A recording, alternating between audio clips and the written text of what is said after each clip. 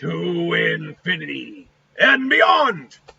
Lightyear is a starman waiting, and we're not going to get flagged for that.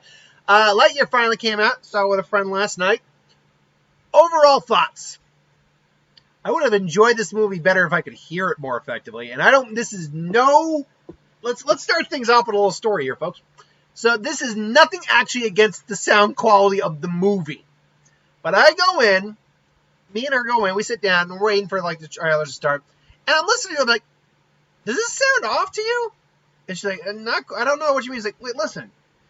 And for some reason, the background noise was fine. Like, all the background noise and everything was fine. And it wasn't the movie. Like, it wasn't the digital copy of the movie they had. It was the actual theater system itself. Because for some reason, while we could hear all, like, the background music noise, visual noise all the time. Visual noise. But, Folly, no problem. It's, for some reason, dialogue was not muted, but it sounded like it was only coming from the speakers in the front of the theater. And that was just really weird. And it was like that for pretty much the whole movie. No, not even pretty much. It was like that for the whole movie. Now, luckily, the movie was very much engaging enough to be able to ignore that. But every now and then, I would struggle to hear an exact line, but I could get the gist of what was said. So that was our fun little adventure seeing Lightyear last night. But ultimately, it ultimately didn't hurt my experience because this I felt was a really good film. Now, I'm actually going to get the Rotten Tomatoes up here real quick. That's a good question. What's the Rotten Tomatoes at? Now, I mean, again, before we get into you know what? Let's talk about the movie before I get into critics and why I think they're being harsh for some reason. And by the way, the movie still has a 78% on Rotten Tomato. That's not a bad rating at all. But I mean, the film is exactly as it plays out. They get stranded on this planet due to a mistake from Buzz. And they spend the next God knows amount of time trying to get off the planet, and then something happens where he jumps ahead in time, and he ends up meeting the granddaughter of his friend, of Hawthorne is the character's name, and then that's where they encounter Zurg, and it's trying to save the day and save the future kind of thing, and it's great sci-fi. Honestly, I haven't watched a sci-fi. Let me be very clear. Technically speaking, sci-fi means science fiction. Sure. Superhero movies are technically sci-fi movies. They are. So I've seen plenty of them. But when you think sci-fi, science fiction, your mind immediately goes to like an alien movie, Star Wars, Aliens, just to name a few. I don't know, Close Encounter. That's a sci-fi movie, something where it's like strange planet. I don't know what's going on. Like that's what. And this was just a good sci-fi movie. You had time travel involved. You had the fact they were on a planet with creatures that wanted to kill them. You had giant robots. You had space stations. You had space rangers. Like it's just fun sci-fi. And I'm like, this is just fun. And it's fun because the characters are good characters. Save one. The Taika Waititi character gets annoying after a while. My friend Sinead looks at me and goes, Mo got to go. Because they all kind of have their character quirks. His is very annoying. And while he is entertaining and likable, when you're seeing what everything he's doing is causing, you're like, dude, just stop. Please stop. But I like the other one. Oh, God. Hold on. Do I have... oh, here we go. Cast and crew. Where is... oh, God. They only have the... that's... I'm going to say it's Uzu Aduba, maybe? Who plays... that might be the older Hawthorne. But either way, that might be his friend. Anyway, there's the old woman who they said she can put any three things together and make it explode. And then you got the the great-granddaughter, or either the great-granddaughter or granddaughter of his friend, who is likable, if a little bit overzealous. And then you get Buzz himself, obviously our main character, who you immediately like, because this is the character that Tim Allen's Buzz Lightyear is supposedly based off of. And you can definitely see that character in there, but it is not the same character. It is a different character than what Buzz is, because Buzz is a toy. And so, and I watched Doug Walker's review earlier today about it, or at least part of it, and he brought up about the whole Buzz Lightyear of Space Command or whatever, the cartoon, how this is the show that Buzz is supposed to be based off of. And sure, but you have to understand that when you look at merch and and I got where he was coming from, honestly, because he's not entirely wrong, at least the way that Buzz in the the Toy Story movies behaves. But when you actually look at, say, merch from any any sort of thing, there's usually, it's not a 1-to-1 scale character based off of that. Plus, the TV show could have been already in the works at that point. It's just, I reject the notion that this isn't the character that Buzz is based off of, because he is proud of being a space ranger. He loves being a space ranger. He loves protecting. He loves serving. But he's also weird, a little quirky sometimes in his own way. He's got a big heart, but he takes his job too serious. He's a likable hero with fault to him. And he recognizes that. The big point I like is he recognizes that fault within him, but he still tries to do the right thing. And the plot point about the time travel, it's not just, I don't want to say too much without giving it away, but it's not just one time. There's multiple time traveling in the film. And the way it's handled, it's handled in the way there's a montage at one point.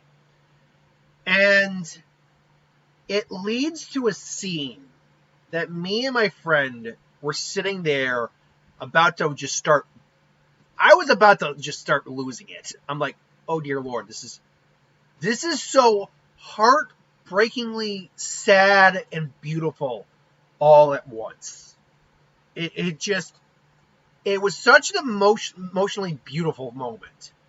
And then it's followed by, oh God, it's followed by a character where you're like, you get why he is the way he is, but you don't agree with it. So Buzz is trying to save the day, get them off the world. And obviously he has his companion Socks, who is probably one of the best cats in cinematic history. Socks is just a lovable character. I love Socks. Meow, meow, meow, meow, meow, meow, meow, meow.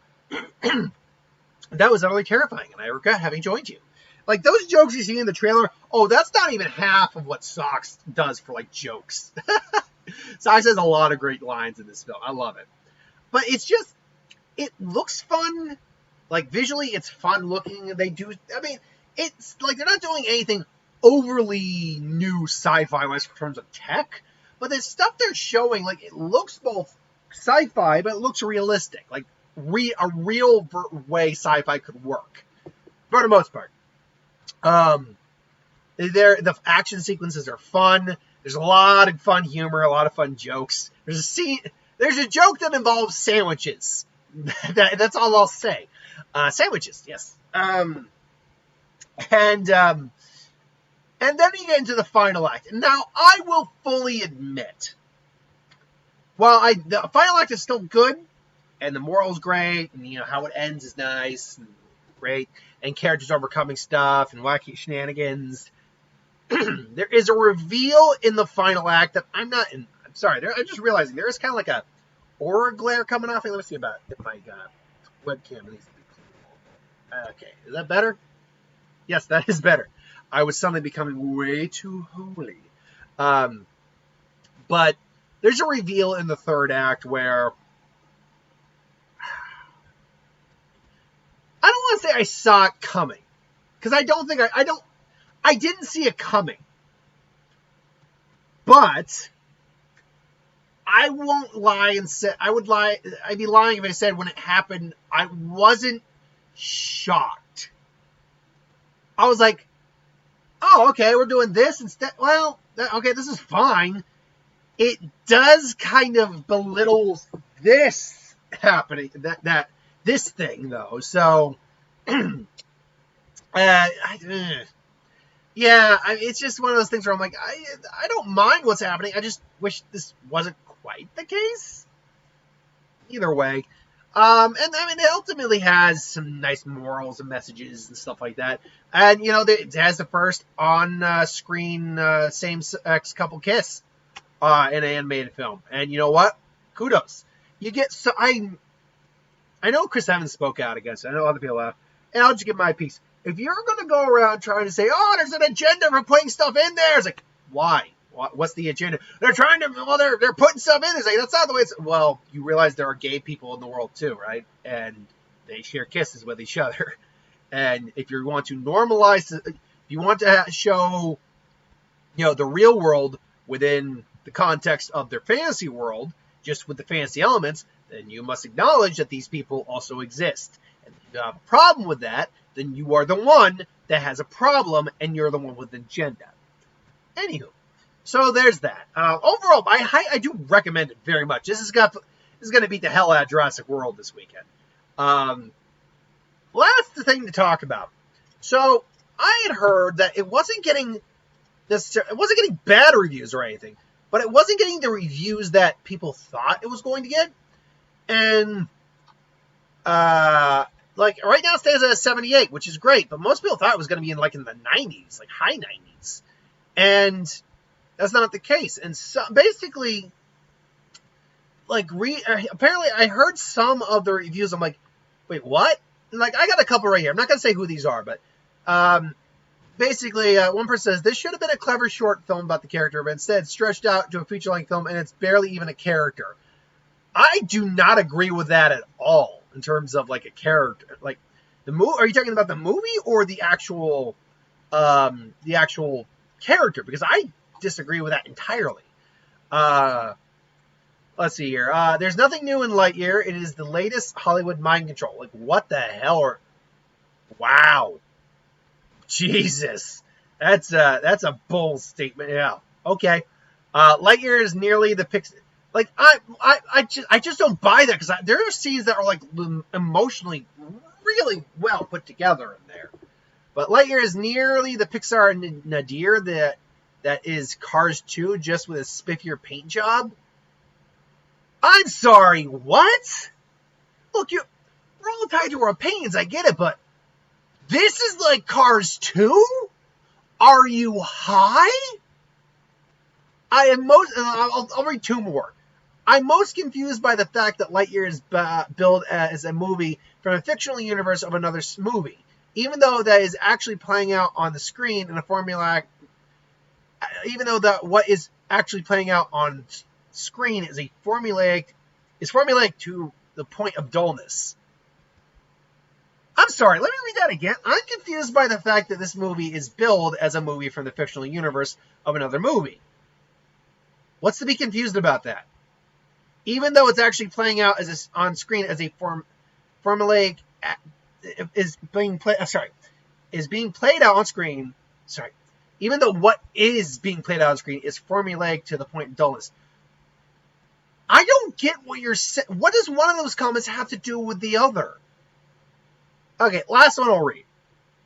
It is easy to point out the script's inability to effectively tug on the old heartstrings with real human emotions, but I'm not quite certain an attempt is even made. I'm sorry. What are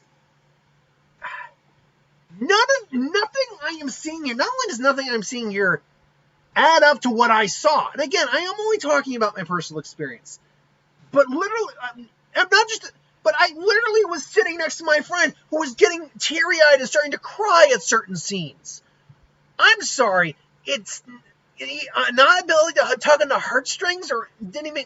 What the hell are you people talking about? I'm legitimately. I'm almost getting kind of upset because I'm like, okay, like a video game that would be fun to play but boring to watch. Okay, that was Doug's review. And you know what? That one I can actually... I can see that one. Actually, this would look like a fun game to play.